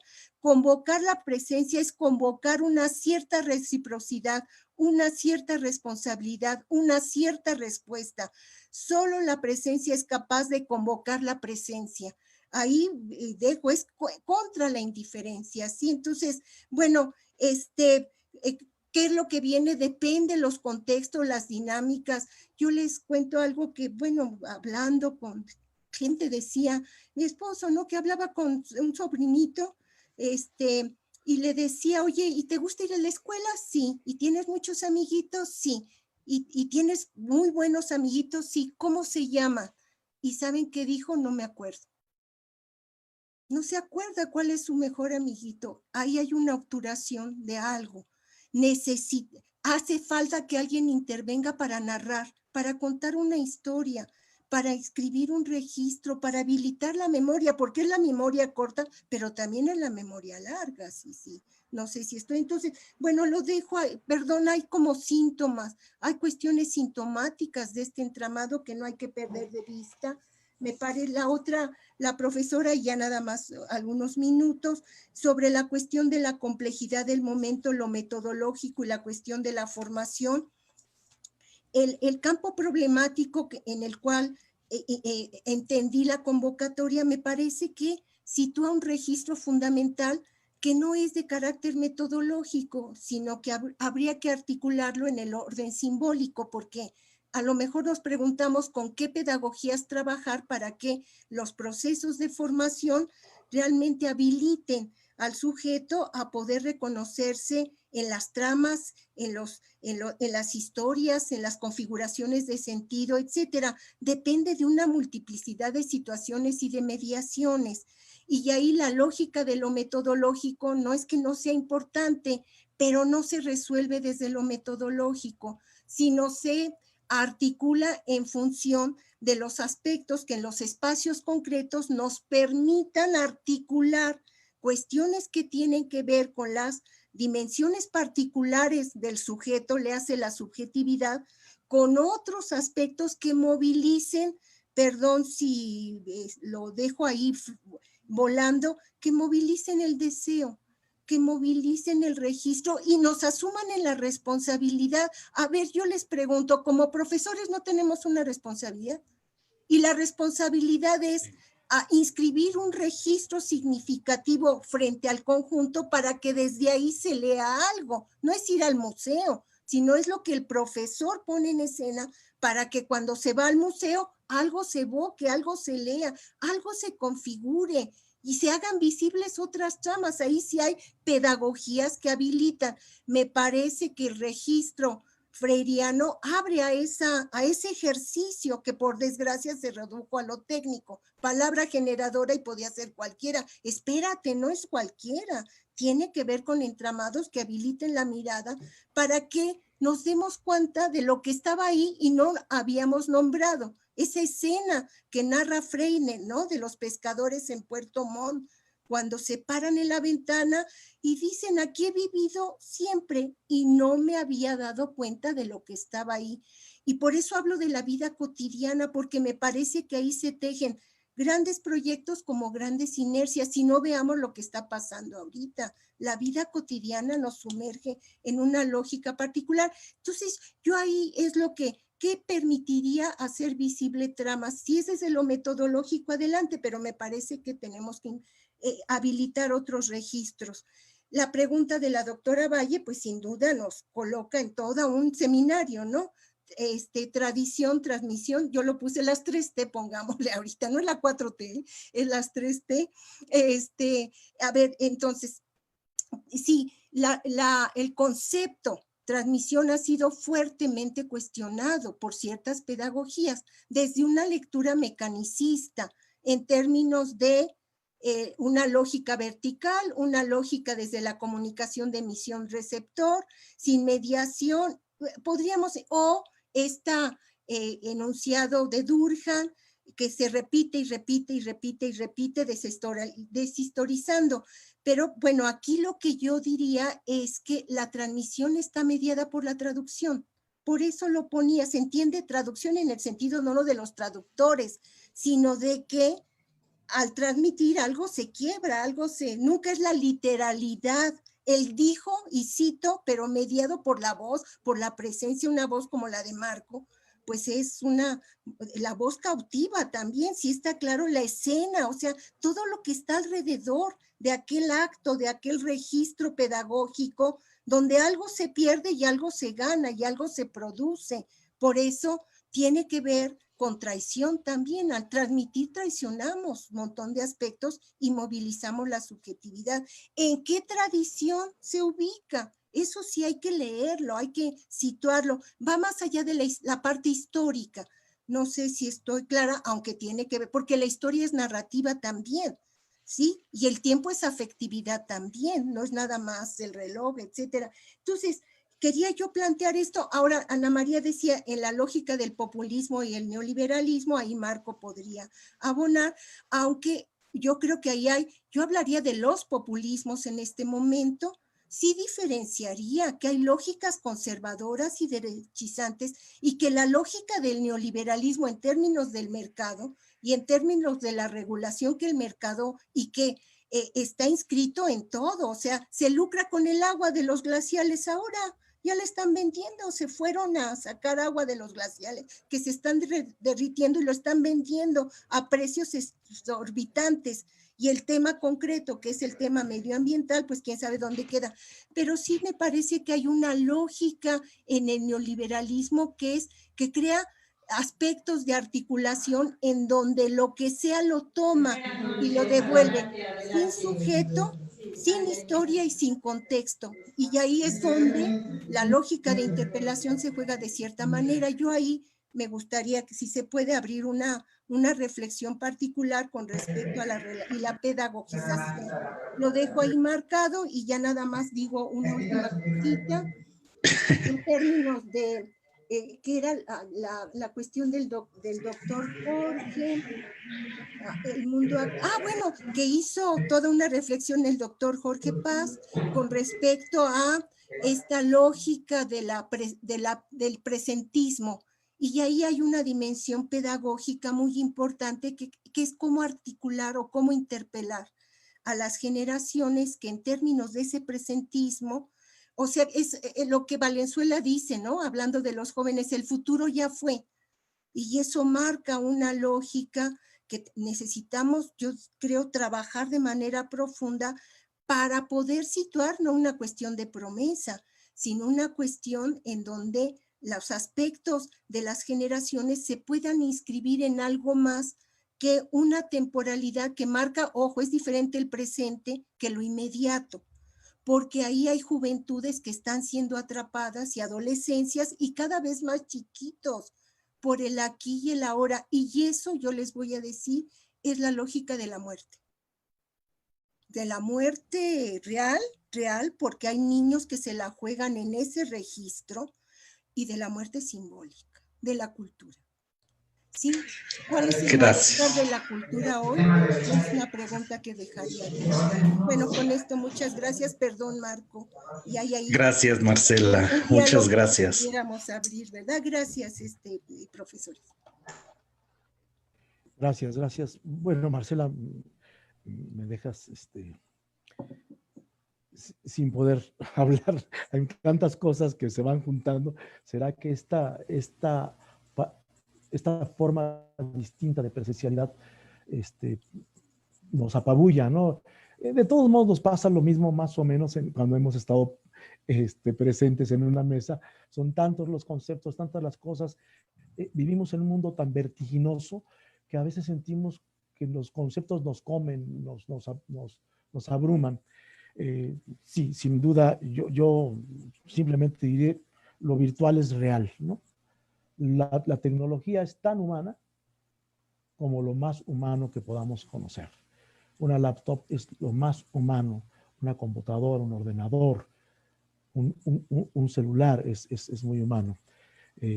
Una bomba atómica es lo más humano.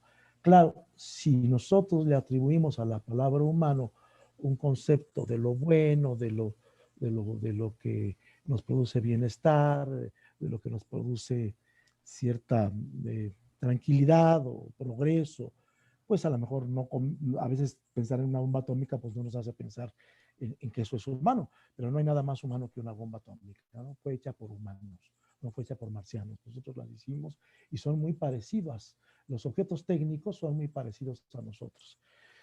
Coincido contigo, Marcela, a veces no podemos eludir, tanto tú como yo, tú citas a otros, yo cito a otros, pero ese es un poco del defecto de nuestra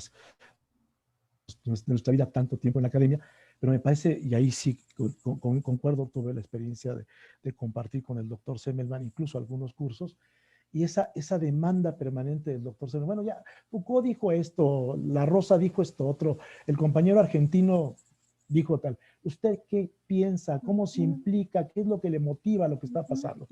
Y precisamente lo que yo quiero que es esta idea del neoliberalismo, del populismo, de la transmisión, la tradición, estamos obligados, y tú misma lo dijiste, Marcela, y creo que todos estaríamos de acuerdo, que no podemos seguir pensando igual, que hay algo que nos invita a tener que pensar diferente. Recientemente en un encuentro con compañeros argentinos, queridos compañeros argentinos, yo les criticaba muy fuerte la idea de que toda la culpa de todos nuestros males la tiene el neoliberalismo. Es bueno, está bien ya, o sea, es como una especie de espantajo, ¿no? El diablo, el neoliberalismo, maldito, que ha venido a desposeernos. Y bueno, nada más recordemos Chernobyl. No creo que los soviéticos en aquella época fueran muy neoliberales, y sin embargo todo lo que provocó la corrupción, la falta...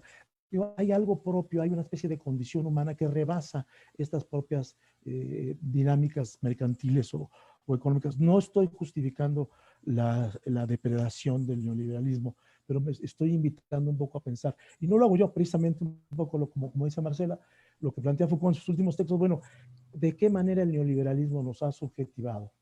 Nos ha hecho sujetos, ¿no? ¿De qué manera? todo malo, es pura violencia simbólica, y el neoliberalismo ha venido a lavarnos la cabeza y a hacernos unas personas zombies. Y, no, yo creo que no. Yo creo que hay muchas cosas, no sé si tengan que ver, de decirlo así, positivas, ¿no? O que podemos extraer del neoliberalismo, así como cuando Weber cuestiona la relación entre la ética protestante y el espíritu del capitalismo, ¿no? No dice, no, maldito capitalismo, que se vaya, ¿no? Recuerdo que hace unos años, en una reunión, en un examen en la pedagógica con un compañero, empezó a decir, bueno, es que el neoliberalismo ha desmantelado la educación porque el proyecto educativo ha sido desmantelado por el neoliberalismo. Yo dije, a ver, espérate, ¿de qué estás hablando? Como si estuvieras hablando de un proyecto educativo perfecto y que vino el malvado neoliberalismo a deshacerlo y a desmontarlo, cuando todo lo que teníamos antes de lo que pudiera llamarse el neoliberalismo también estaba todo hecho un enredo, ¿no? Creo que en ese sentido la invitación bueno, no lo pude plantear en el texto, pero la invitación es a pensar el neoliberalismo como el populismo de otra manera. Efectivamente estoy de acuerdo con Marcela cuando dice que el populismo, hay muchos populismos. Bueno, el populismo que hoy vivimos, y no lo digo ni para bien ni para mal, me parece un populismo neoliberal, absolutamente, ¿no? No veo cuál es la distancia entre porque la pregunta es, ¿podría ser de otra manera la política económica que el gobierno actual de la 4T podría tomar? O el hecho de que todos los días el presidente denoste al neoliberalismo, lo hace no neoliberal. Él está aplicando una política socialista, colectivista, está aplicando en las condiciones que se puede una política que puede insertarse dentro de esta economía neoliberal a nivel mundial de otra manera. Yo creo que eso nos permite pensar las cosas de manera distinta. Y bueno, un poco con relación a la pregunta de la llamada presencialidad, yo decía hace rato, la virtualidad, toda virtualidad es una forma de presencialidad. Y efectivamente no quiero utilizar esa mala referencia de que nos vino como anillo al dedo, porque no me parece muy afortunada esa afirmación, cuando se dice que la pandemia nos vino como anillo al dedo. Pero lo que sí puedo decir es que esta situación que tenemos frente a la tecnología, frente a lo virtual, a muchos de nosotros que por lo menos teníamos miedo de este tipo de relación, como lo comentábamos al principio, nos vino a confirmar que la educación no es esto. Aquí no hay educación, compañeros. Aquí no, estamos haciendo un trabajo de transmisión de información muy limitado, ¿no? Como lo dice Marcela, estoy de acuerdo. Tenemos que volver a la presencialidad, al trato, al contacto con los ojos, con la carne, con la piel, al salón de clases, por supuesto. Pero creo que no vamos a poder evitar esto. He oído mucho que dicen la educación híbrida. No me parece muy correcto el concepto, porque ustedes saben que lo híbrido, en cierto sentido, es una especie de lapsus, como diría Freud, porque es híbrida, efectivamente es estéril, ¿no? Si nosotros consideramos que la educación de ahora en adelante va a ser lo híbrido, o sea, como una mula, es estéril, digamos, no produce nada. Esta forma de contacto virtual, sí, junto con la educación presencial, no es la solución tampoco, ¿no? El contacto virtual que tenemos seguirá siendo lo que ha sido, un complemento, un apoyo para muchas cosas, pero la educación tiene que ver con y retomo la pregunta que hace Ana María, con la transmisión. Hay un libro muy bonito, El elogio de la transmisión, de Steiner, que es una belleza de cómo habla de la importancia de la transmisión. No insisto más, Marcela lo explicó bastante bien, cómo una lógica, un mal entender la transmisión como la educación tradicional, como si lo tradicional fuera lo malo. Se trató de deshacer de la transmisión. Pues claro que transmitimos, y transmitimos muchas cosas, ¿no? Y esto permite... Hasta virus.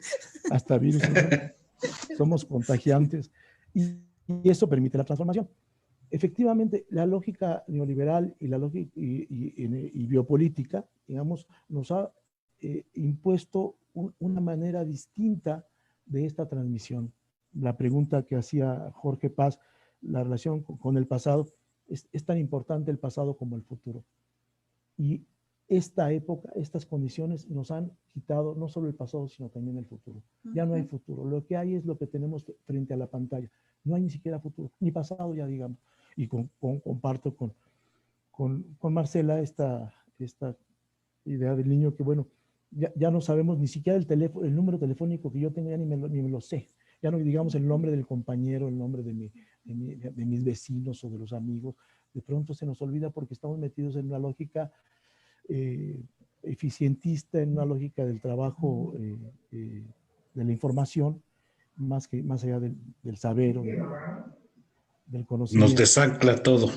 Todo nos desarticula, sí. Yo presumía cuando era adolescente que me sabía hasta 20 teléfonos de memoria. Hoy no me sé ni el mío, compañero. Hoy no me sé ni mi número telefónico. Yo por eso intento, ¿no? Un poco como qué bueno que recordaste al doctor Semmelman, esa pregunta, siempre él provocaba. ¿Y usted qué piensa? No, que y empieza uno a repetir a Foucault. No, ¿usted qué piensa de esto? Entonces, ¿qué pensamos de esta situación neoliberal? ¿Qué pensamos de esta situación de control de la vida como se nos está imponiendo? ¿Es, como diría Agamben, un estado de excepción? Pues sí, en parte es un estado, pero no es lo mismo España que México, ¿no? Es, como diría Zizek, el anuncio del comunismo, ¿no? de una nueva sociedad comunista. Yo quisiera, decía hace poco también en otro examen una compañera pedagoga, lo tomé como un elogio, pero también no estoy completamente de acuerdo con ella, me decía, es que ustedes los sociólogos ven las cosas como son y nosotros los pedagogos como debieran ser. No, ni los sociólogos vemos las cosas como son, ya quisiera, ¿no? O sea, no soy Husserl, ¿no? Para mirar la cosa en sí misma, pero tampoco me quedo yo en lo que yo quisiera que las cosas fueran. Yo creo que nada de lo que miramos está exento de lo que yo quiero que sea. Pero si solamente me quedo en lo deseable y no en lo que la cosa es, estoy pervirtiendo, ¿no? Estoy ideologizando, lo cual es muy importante, ¿eh? Ojo, les decía a los compañeros argentinos, sin duda, el centrar en el concepto, en el significante neoliberalismo, la lucha, está bien, pero cuidado, no confundamos una cosa con la otra. O sea, el neoliberalismo es lo que nos aparece como una bandera contra la cual hay que luchar, pero en realidad, uno dice, más bien hay que pensar en las formas alternativas, como decía Marcela, de la vida, de los estilos de vida que son diferentes del cuidado de sí como cuidado del otro, que no necesariamente están rotos o fuera de esta dinámica económica. Nosotros quisiéramos, pero no está fuera. Yo lo decía en el ejemplo que ponía de la señora rica y la señora pobre. Tanto la que vende chicles en la calle como la que tiene su local en Perisur, ¿no? Están inmersas en una lógica económica en la que no podemos evadir. Nosotros mismos como académicos estamos inmersos. Es un mercado. Lo académico es un mercado también, ¿no? Recibamos, ¿cierto? Que nos rebasa. De acuerdo con Jorge Paz, en el sentido de lo que decía de Lipovetsky, yo diría también incluso Baudrillard, ¿no? Esta idea de la hipermodernidad que se nos presenta como irresoluble, como inatacable, ¿no? Yo creo que precisamente ese es el reto de nuestro momento, ¿no? Que no tenemos nada que hacer, pues me parece que no va por ahí, ¿no? Un poco a la Byung-Chul Han, que uno lee a Byung-Chul Han y dice uno, bueno, pues ya no hay nada que hacer, ¿no? Ya somos hambre, no tenemos nada que hacer. No, yo creo que al contrario, tenemos muchas cosas más que hacer con estos recursos tecnológicos, ¿no? La tecnología es humana, compañeros. Las máquinas son humanas, son hechas por humanos. Hay mucho de humano en esas máquinas. Hay una lógica también un poco perversa que desde un principio nos llevó, como dice Simón, a apartarnos de los objetos técnicos como si fueran enemigos de nosotros. Curiosamente dice este pensador, pero ¿por qué una obra de arte, esa siempre la vemos como algo estético, como algo humano, pero un motor de un carro lo vemos como algo horrible, ¿no? ¿no? Y sin embargo, en ambas cosas, tanto en la obra de arte como en el motor, hay un esfuerzo, hay una sensibilidad humana que nos permite vivir, a lo mejor no como queremos, a lo mejor sí nos afecta, pero como dice, yo nunca imaginaría que de un cuadro salieran los personajes a atacarme, y sin embargo sí imaginamos que las máquinas nos pueden destruir, como en la ciencia ficción dice, ¿cómo va a ser posible esto? Como si las máquinas pudieran pensar por ellas mismas. pero no se nos ocurre pensar que los sujetos de un cuadro pintados por un pintor, ellos no pueden pensar por sí mismos, ¿no? Digamos, creo que ese es otro reto con respecto a la tecnología. Un poco yo invitaría a dejar de tener esa especie de fobia a la tecnología, esa fobia a la economía. No, lo digo en general, digamos, si hay como, digo, hay de todo. Hay quienes tienen filia, ¿no? Hay quienes no. Yo creo que ya es otro gracias momento, yo creo que ya ese es otro momento ahora. a Estamos las tecnologías. cruzados por lo tecnológico siempre. Sí, no La podemos cosa es la virtualidad, que lógicas de subjetividad y de regulación de esa subjetividad marca, ¿no? No se psicoanaliza a través de la pantalla, se cura a través de la pantalla, mientras haya una lógica de pago, ¿no? O sea, no, y esto lo pagamos también. Adriana Puigrosa habla de las corporaciones, ¿no? Del neoliberalismo, como un sujeto pedagógico. Entonces, no es nada más el aparato, la tecnología. Yo creo que hay que complejizar el asunto para poder, no, sí o no, o integrados o no sé qué, ya eso ya fue un momento. Creo que es otro registro porque se está jugando la vida, pues. La vida ¿sí? En el sentido amplio del término. Entonces, ojalá y fuera esto, pues total, ahí opta uno, sí. Apaga la pantalla y se acabó, no apaga el internet, se acabó, o lo que quiera. O sea, eso, pero tecnología ha habido siempre, desde que alguien agarró un palo y tiró la manzana y ese instrumento le sirvió para modificar su entorno. O sea, no es el aparato, no es, eso ha estado inscrito. El punto es que se juega en esto para pensar pedagógicamente aspectos que nos permitan, en la lógica de una regulación mercantil, no quedar atrapado por esto. ¿Cómo mirar ese objeto, ¿no? Como un instrumento, bueno, el martillo como un instrumento o como algo que es propio de nosotros, ¿no? O sea, esa es digamos, la pregunta un poco de Heidegger, la diferencia entre el concepto de Aristóteles de la técnica y el concepto de... O sea, somos esto.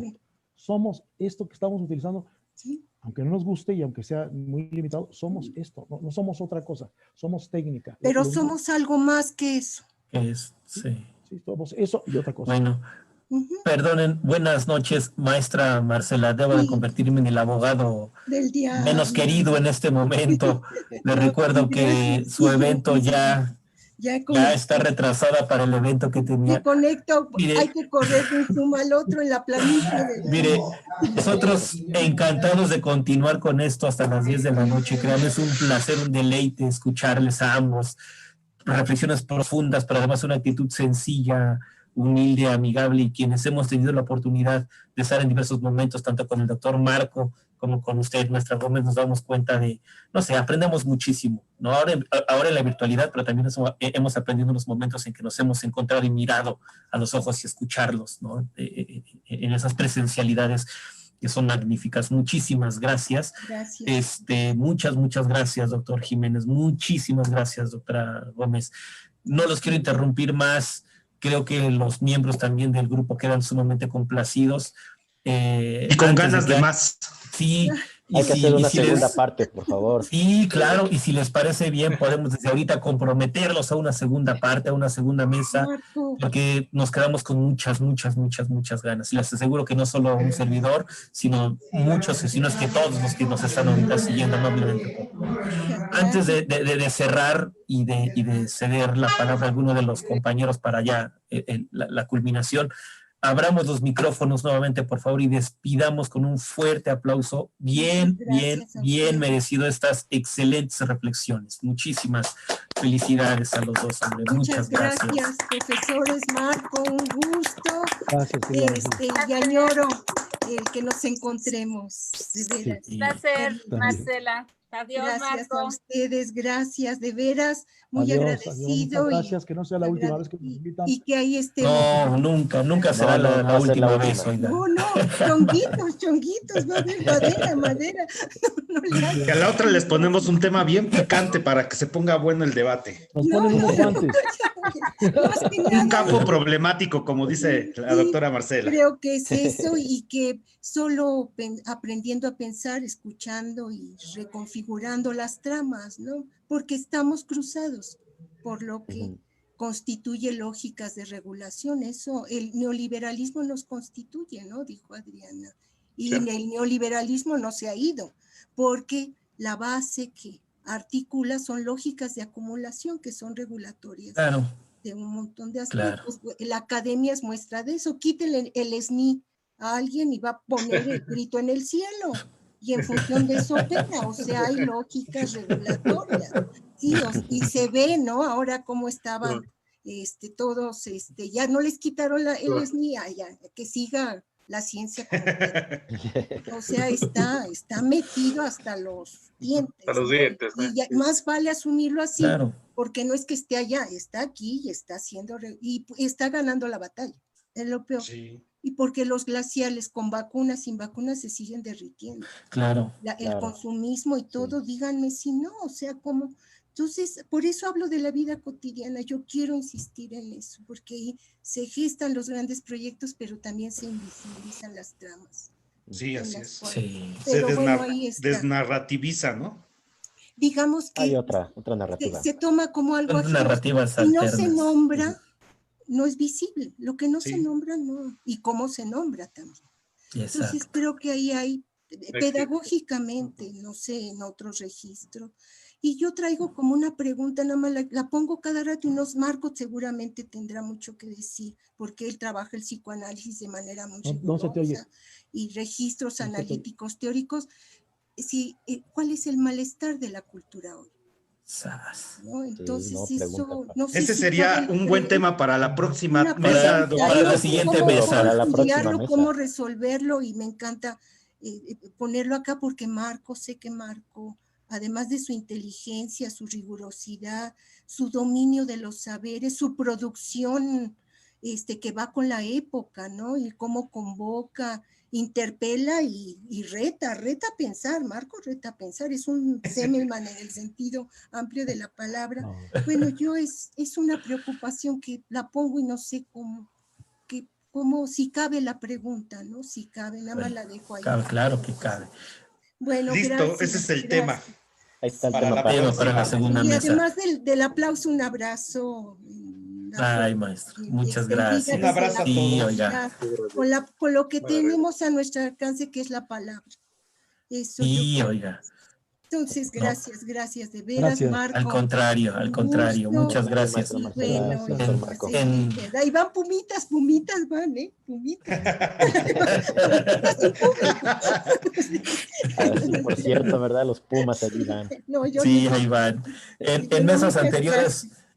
en mesas anteriores había salido, cuando participó el doctor César Valdovinos, había salido el nombre de Semmelman. Hoy estuvo más vivo que nunca el doctor Semmelman, ¿no? Sí, fue lo Sí. que me interpeló, maestro Marco. Sí, Usted sí. mencionó. Vino de donde Exacto. usted me dijo que el doctor pero Sí. no es mitificar al maestro, No, pero poder hacer resonar la interpelación que pero Semmelman eso indiscutible. marca, ¿no? Marca un Sí, derrotero. claro, por supuesto.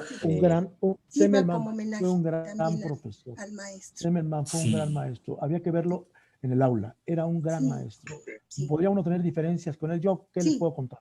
Pero en el aula era un tipo apasionado de lo que hacía. Sí, Sí, no, Lo era. cotidiano del aula, como dice así Marcelo. es. Y por eso él trabajó con los maestros mucho. Era Sí. una referencialidad clave porque él sabía Sí. que ahí algo se podía producir, sí, o le dedicaba muchísimo a trabajar con los maestros de educación básica, Con los normalistas. como con los geólogos, los ingenieros, o sea, bueno, también era un volcán en erupción, pero mucho con los maestros, sin duda, sí. Entonces, bueno, gracias porque desde la invitación me interpeló desde ese lugar. Sí. Gracias. Bueno, Muchas gracias. Eso es un pequeño regalo de nosotros, así quienes amablemente nos han seguido. Este deleite de mesa, les aseguro que la van a olvidar no en poco tiempo. Quedó registrado para mucho tiempo después, van a ver. Muchísimas gracias. A quienes nos han seguido, esta es la última mesa del año. Les deseamos salud, bienestar en sus casas, en su familia, prosperidad, bienestar. Muchas gracias. Felices fiestas decembrinas. Reviéntense, pero no en pedazos, lo que siempre les decimos. Sean felices, ¿no? Y nuevamente, maestra Marcela, prof. Jiménez, Qué gusto, qué gusto, qué gusto. Tremendo placer escucharlos nuevamente y aprender, como siempre lo hago Y cada nos vez vemos para la próxima. y nos vemos para la próxima. Lo Gracias, organizamos ya viene bien el con año. mucha calmita. Sí, no, está. Gracias a ustedes, a sus familias y a tus compañeros, colegas, y que bueno, desde eso que se llama el afecto podamos abrir Claro. brazos para enlazar aspectos, no en una mitología que no es, sino que creo que nuestra apuesta es la vida, aunque para algunos sea muy injusta eso. No hay que ver. Sí, penosamente, claro. Muchas Bueno, gracias. gracias, Marco. Un Gracias, abrazo. Saludos a Ana María también. Hasta Muy luego a bienvenido. todos. Gracias, muy buenas noches. Muchos Hasta luego, cariños. buenas Hasta noches luego, a todos. hasta luego a Buenas todos. noches, Muchísimas gracias por la presencia. por su presencia, su escucha y una disculpa si la palabra. Y otra vez les aplaudimos en lo que se van despidiendo, cara. Merecidamente, cómo no. Gracias. A mí me Muchas cuesta gracias. mucho trabajo salirme, pero me voy Con a esto tener- cerramos. Sí, gracias. Hasta Buenas noches. luego. Mucho, maestra Marcela, doctor Marco. Hasta luego. Gracias. Muchísimas Buenas gracias. noches. Gracias, hasta luego. Buenas noches, gracias. Hasta luego. Muchas gracias, esto va para largo. ¿Cómo vieron? ¿Qué mesa, ¿Cómo vieron? No, pues es que el tiempo que necesitan ellos es una mesa para cada Nada, uno, pero pues mejor, sí. mejor hay que ponerlos a debatir. Me gustó más al final. Pues cómo se ya ponen a estaban debatir. ya estaban dando un buen tiro, dejarían de ser buenos cuates. Si quieres puedes cerrar el Facebook Live, Omar. Sí, la Sí, es cierto. transmisión, ¿no? Hay que cerrar.